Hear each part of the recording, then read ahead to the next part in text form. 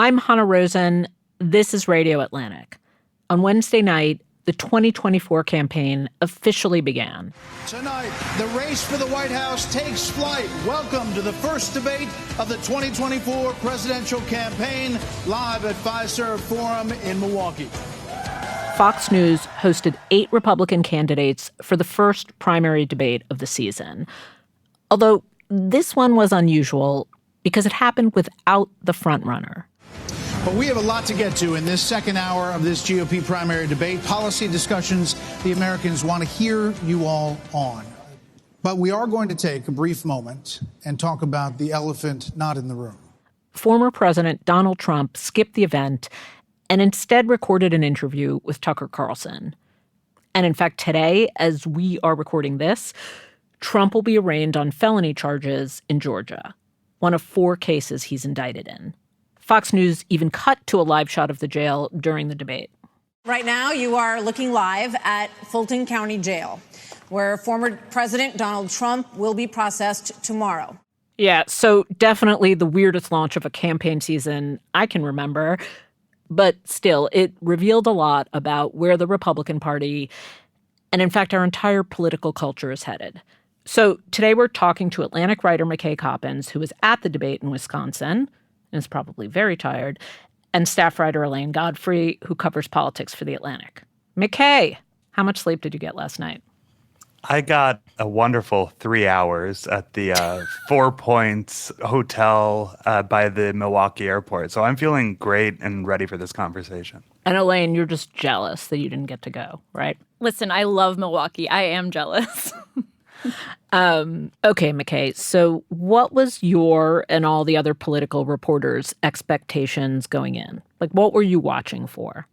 Well, I think everybody came in wondering if Ron DeSantis, the Florida governor and second place candidate in the primaries, could do anything to turn around his summer slide in the polls. You know, as recently as April, he was only 15 points away from Trump. It looked like they were going to be the kind of 2 main guys in the race, and there were a lot of predictions about how DeSantis would overtake Trump soon. His campaign has not gone well. He's now, I think, 40 points down from Trump. And so without Trump at this debate, I think the question was, will Ron DeSantis seize this moment somehow, convince voters that he is a viable alternative to Trump, and turn around his campaign? There are a lot of these political metaphors that sound fun but aren't, like summer slide. You're like, ooh, the summer slide. That sounds amazing. But of course, it's not. So that isn't what happened. That isn't the news coming out of the debate. It's more about this newcomer, Vivek Ramaswamy. Elaine, he was essentially introducing himself to a lot of people. So first, let me just address a question that is on everybody's mind at home tonight. Who the heck is this skinny guy with a funny last name, and what the heck is he doing in the middle of this debate stage? I'll tell you, I'm not a politician, Brett. You're right about that. I'm an entrepreneur. You've seen him on the stump. What is it about him that pops or stands out? So I saw Vivek for the first time back in May, and I was just in Iowa, so I just dropped by this event that he was at, expecting nothing, basically, because I hadn't even Googled him before I went. And Vivek Ramaswamy is this entrepreneur. He's 38. He's an entrepreneur from Ohio, has a lot of money, tall, skinny guy, pretty good looking, huge, dazzling white teeth. Yes, the teeth he's very teeth forward. Yes. And he just stands up on the stage in a black V-neck, black jeans, like skinny jeans. His hair is, gooped up very tall. And he just has this sort of electric personality that people are drawn to. And it's partly his youth. I think people are just like, whoa, he's sparkly and young. And it's partly that he has this like high school debate captain vibe. You know, the guy who's always raising his hand in your politics 101 seminar. I know. I know. Yeah. And I think last night the world finally saw that on a mass stage. And he came off I mean, I don't know how it translated for voters. I think some people were probably annoyed by the way that he sort of... Certainly, several of his opponents on stage were extremely annoyed by him, which I actually found fascinating watching. I mean, for example, Mike Pence, who's the former vice president, somebody I've been writing about and covering for years. Mike Pence is like the most mild-mannered human being I've ever met. And he repeatedly kind of lost it on Ramaswamy. Like he clearly had just let this guy get under his skin and was kind of like taking stray shots at him for no reason and interrupting him and like, lobbing insults at him. And it was really bizarre, but you actually saw several different candidates do that last night. And it, I think, spoke to Ramaswamy's effectiveness and also how much his style and to a certain extent his worldview irritates kind of the old guard of the Republican Party. Okay, so let's unpack that for a minute. When political analysts say someone won a debate, I think what they mean is that person made the most lasting impression. But does that win actually mean anything, or does that just mean he was the most annoying or the most different? Like, I couldn't tell what the pop that he was getting actually meant or translated into. I feel like I think he'll probably get a small bump in the polls from this.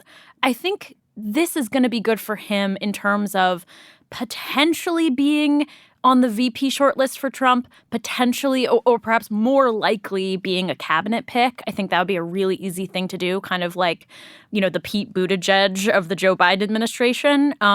Pick him for something. I think like that's what we're thinking about here. But like more broadly, the way that Ramaswamy presented himself, the sort of success he was able to have with people in the audience and that he has every time he speaks, I think is going to be a real, like, I think we're going to see more of it. I think we're going to see more candidates try to emulate that sort of like young gunner, like he was sort of being a stand-in for Trump, like a young, bubbly Trump.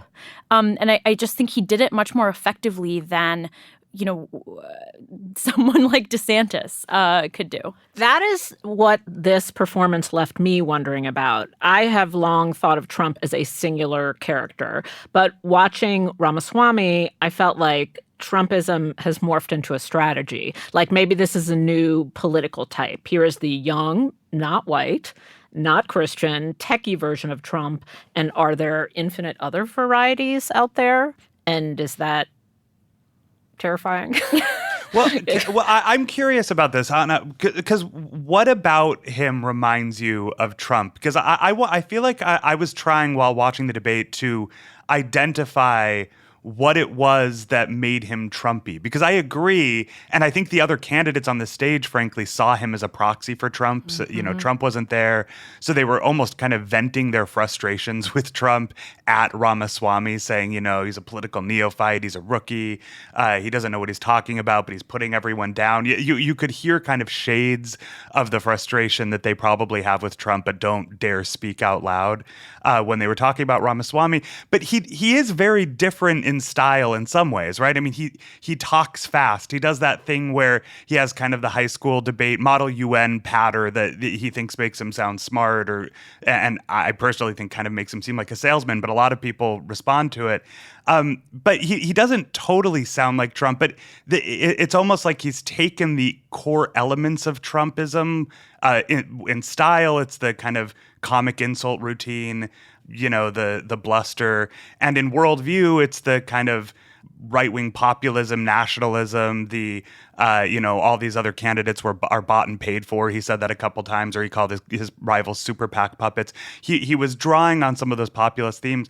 But I think it's an interesting question because I've long wondered how Trumpism could be replicated. And I don't think the answer is to do what Ron DeSantis has done, which is actually kind of literally mimic Donald Trump's mannerisms and manner of speech, but rather to kind of channel the kind of the themes of Trumpism and then make it their own. Is that what you saw in Ramaswamy?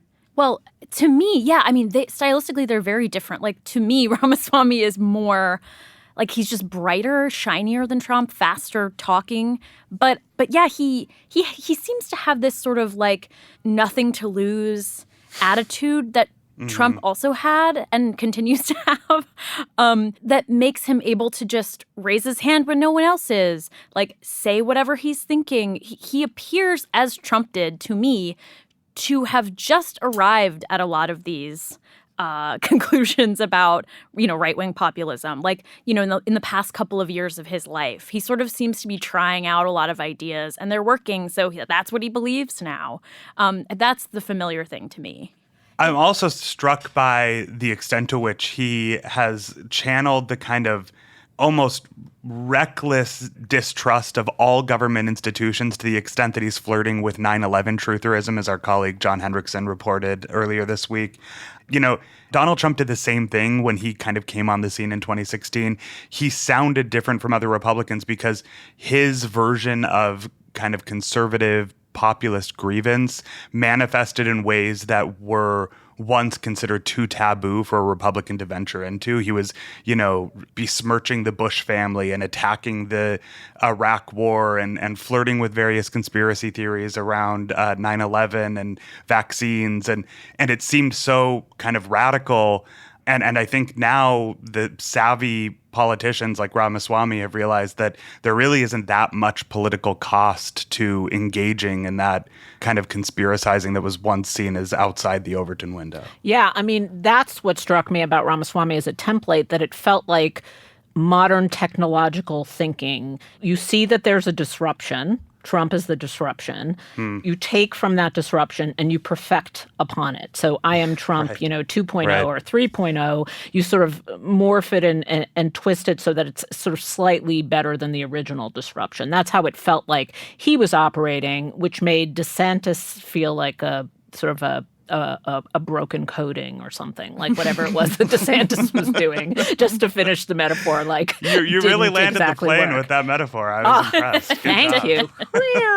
Anyway, let's talk about DeSantis for a minute. So many moons ago, there was a notion that he might succeed Trump. Last night was a chance to bring that notion back. How is it looking now? I mean, I would say it's not looking great. He ran. I've seen a few people make this observation that he seemed to perform as if he was the front runner, kind of trying to nurse his lead and protect his standing in the polls. But he's not the front runner. He's down 40 points. He needed to do something dramatic to turn things around for his campaign.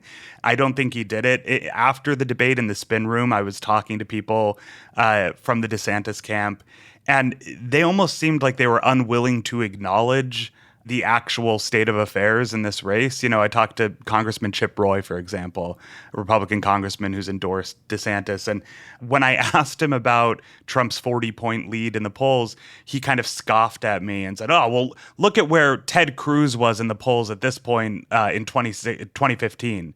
And I was kind of confused and said, well, yeah, but Ted Cruz didn't win. And Chip Roy said, yeah, well, but he won Iowa. So I'm like, I think that if the best case you can make for your candidate is that he's following the Ted Cruz 2016 trajectory, then Right. you don't have a great case for how well your candidate's doing. Elaine, did you just watch DeSantis last night and think, that's it? That's the end of the road for him? I feel like I've watched DeSantis and thought that like many different times during this campaign, especially when after the debate, the like clip of him really half-heartedly smiling really slowly after introducing himself was just all over my Twitter feed.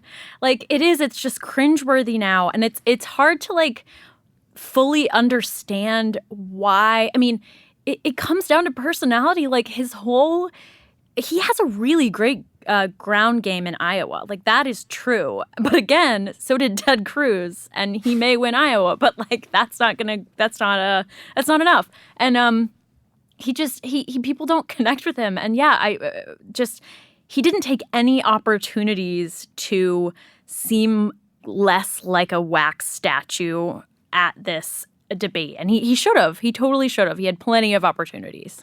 I have to say, I was actually surprised. We were chatting before this debate, and I kind of thought that DeSantis would do better because, where he's struggled is on the campaign trail talking to regular voters. He's come across as awkward. But I kind of thought, in this context, behind a debate podium where he could kind of have his one-liners pre-written and act sort of domineering, that he'd make more of an impact. But Ramaswamy ended up taking that role from him. I think also, DeSantis is struggling with the fact that his key wedge, the thing that had propelled him to Republican stardom, was his handling of COVID, right? He talked about it at the debate. Florida reopened schools earlier than a lot of states. He pushed back against vaccine mandates and mask mandates, and for a certain element of the Republican Party, a good portion of the conservative base, he was seen as kind of a hero of pushing back against the excesses of COVID policies. But I don't think that in 2023, the summer of 2023, many voters are thinking that much about COVID anymore. I don't think that that's where the conversation is. I don't think anyone really wants to think back to when their kids' schools were closed and the pandemic was wreaking havoc in the country. And so I think DeSantis has struggled because that was his main selling point, and it's just not as potent as it was a year or two ago. Right. So the historical box then that he lands in is the box of presidential candidate who was a governor who had some kind of moment, who rode some wave like Scott Walker or Jeb Bush, but it doesn't translate. Is that who he becomes in our political future?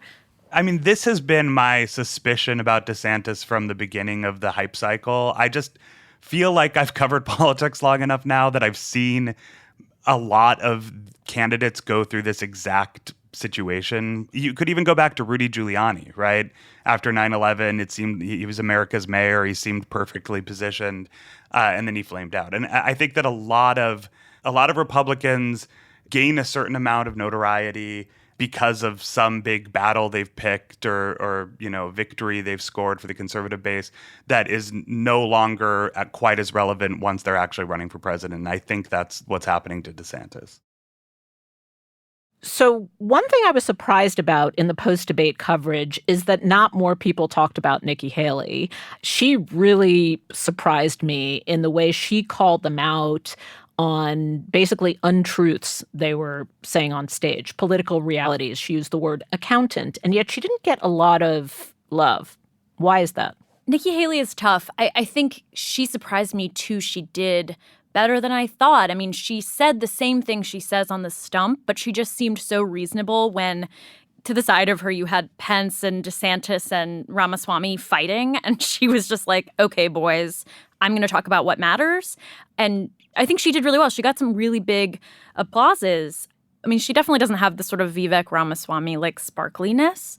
But, when I was watching Nikki Haley, she first made that transition about, Margaret Thatcher said, if you want something done, ask a woman, that kind of thing.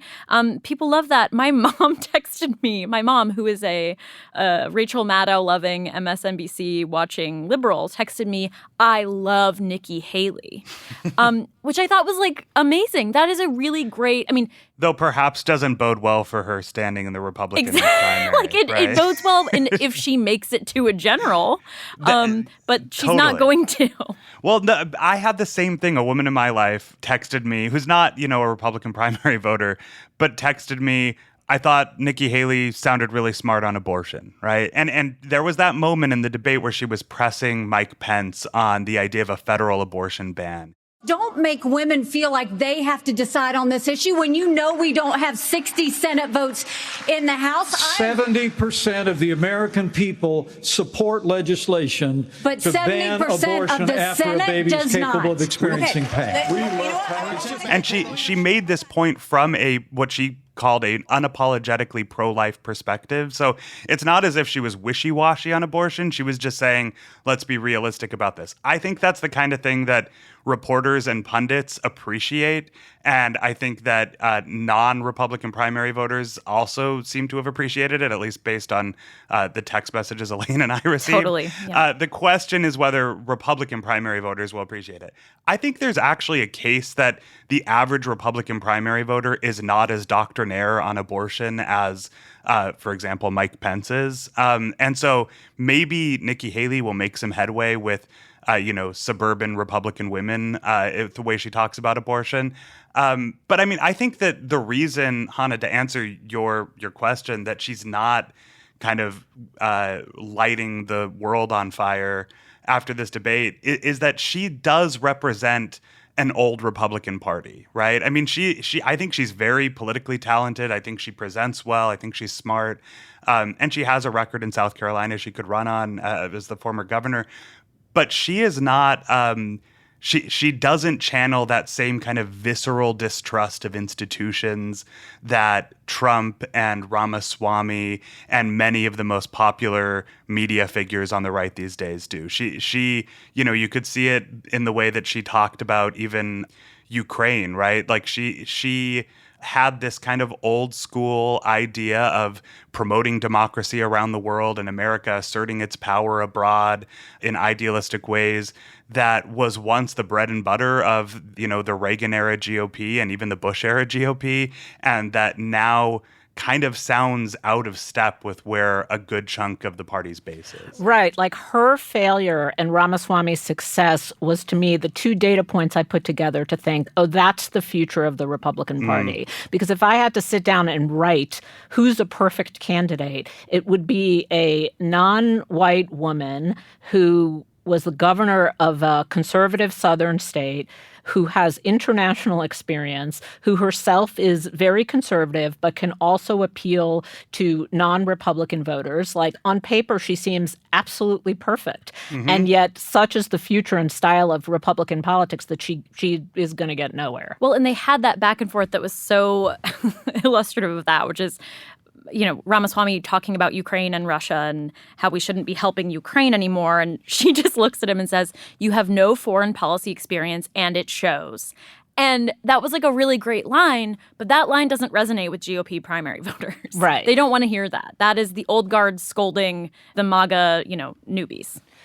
So outside these theatrics, there were also some other interesting displays of genuine policy differences, like the climate change moment. So Fox airs this question from a young student asking, what does my party intend to do about climate change? McKay, can you describe what happened next? I actually have a question about this. Yeah. So the question came up, and Ramaswamy kind of seized the conversation by saying, I'm the only candidate on stage who isn't bought and paid for, so I can say this. Climate change is a hoax. The reality is more people are dying of bad climate change policies than they are of actual climate change. Now, I couldn't tell from the media filing center, maybe it was more clear on TV if you weren't surrounded by 500 reporters. It sounded to me like Ramaswamy got booed when he said that, and I don't know if he was getting booed for the climate change comment or for saying that everybody else on stage was bought and paid for, but I was actually struck that that was not the clear applause line that he thought it would be. I'm the only person on the stage who isn't bought and paid for, so I can say this. The climate change agenda is a hoax. The climate change agenda is a hoax, and we have to declare independence. I mean, this is a case of an issue where, and I'm kind of struck that Ramaswamy, as the millennial candidate at 38 years old, hasn't picked up on this, but this is an issue where I actually think we've seen some movement in the Republican base. And part of it is as, the conversation about how to address climate change has expanded to, technological innovation and kind of areas of rhetoric where conservatives are more comfortable. But I think especially among younger conservatives, climate change is increasingly an issue that they care about the way that younger non-conservatives care about it. And I thought that was kind of an odd moment for Ramaswamy to kind of whiff. But I think it also speaks to, and I'll just say this, that every cycle there's a candidate like Ramaswamy in that it's a young Republican who looks youthful and maybe idealistic or whatever, but that is actually playing the part of a young person to appeal to older Republican primary voters. That's it reminds me of a great Mike Kinsley line about what someone once wrote about Al Gore. He was an old person's idea of a young person. That's exactly right. And I think we see a lot of that in politics. Yeah. And I could see the average Fox News viewer in their kind of upper 60s or 70s applauding that. But in the room, it did not go over well, which I thought was interesting. So what does that actually mean about climate change in the Republican Party? I mean, how many degrees was it in Wisconsin that day? 1 million. It was over 100 degrees. There it was you go. over 100 degrees. It was very hot. I mean, maybe this was just a reaction to a crowd that was sweaty and uncomfortable. But I maybe I'm being too optimistic, but I think that moment suggested that there might be an openness on the right among Republican voters to take climate change more seriously. Yeah, so maybe Republicans booing at this climate change moment was surreal. But for me, the most surreal moment was when we suddenly had this flash of local news visuals on the national debate stage. It was an image of the Fulton County Jail at night where nothing was happening. It was just like cut. It was very spooky. It was extremely spooky. It was like nighttime with one light from the guards' tower or the guards', little booth. Because today, and maybe we should stop and Google it. Google, is Trump at the Fulton County Jail yet? He's being arraigned in Georgia.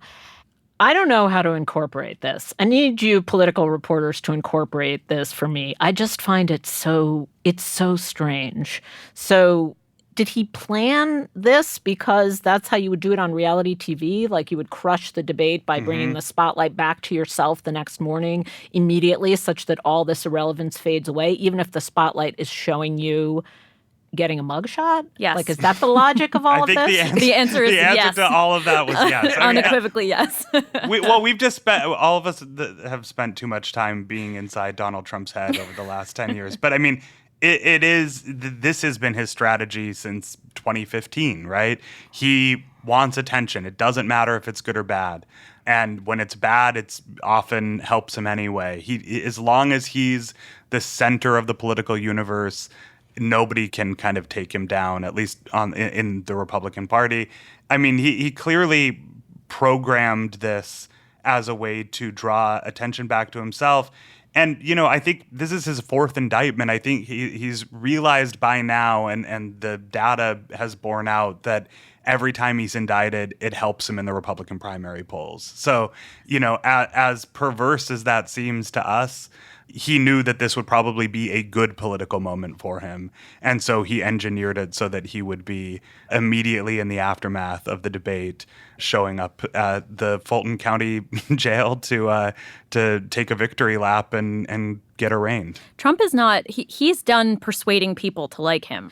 He's got the people he's got. He's giving the people what they want. And that's, a handsome mugshot. Attention today. Lots of tweets, lots of emails constantly about his arraignment, his arrest.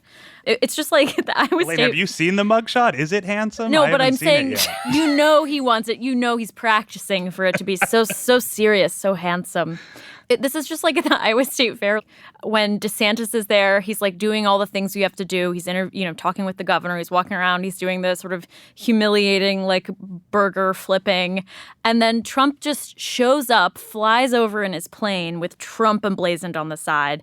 Immediately, no one cares about DeSantis anymore. Like, this man knows everything there is to know about attention and media spotlight and how to get it. Right, but in one election, that translated to victory. In the second election, it didn't translate to victory. So what does it matter anymore? Like, in the debate, in the moments that Trump did come up, except for Ramaswamy, who was the most pro-Trump you could possibly get, everybody else was like, meh. It's like you're just kind of like trudging along with the show, but it's not going to get you where you want to go. Like, he might not win. So what is it about? Well, I think that I think that Republican voters who support Trump do think he'll win, and I think that they, are well past the point of rationally weighing the electoral pros and cons of Donald Trump's nomination.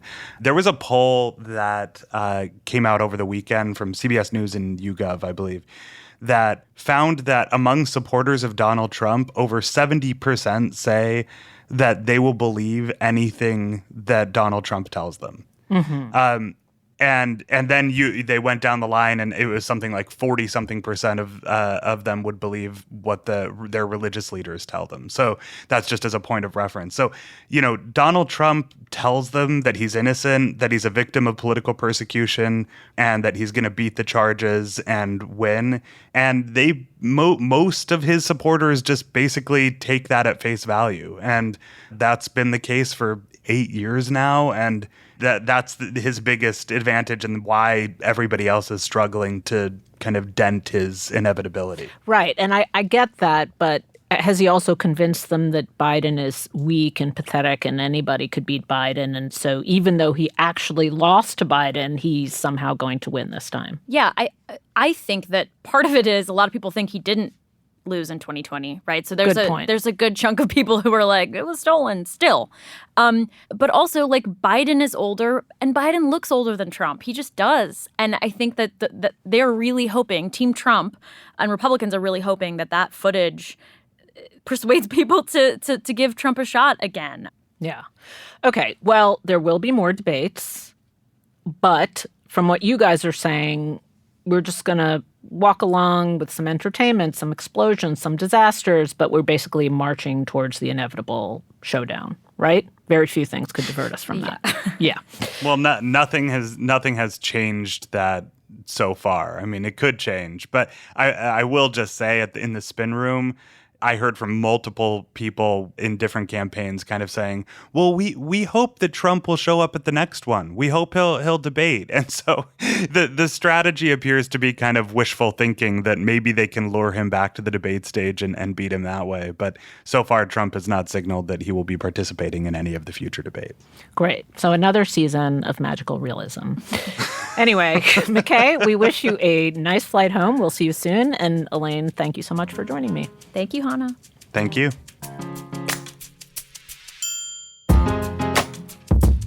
This episode of Radio Atlantic was produced by Kevin Townsend. It was engineered by Rob Smirsiak.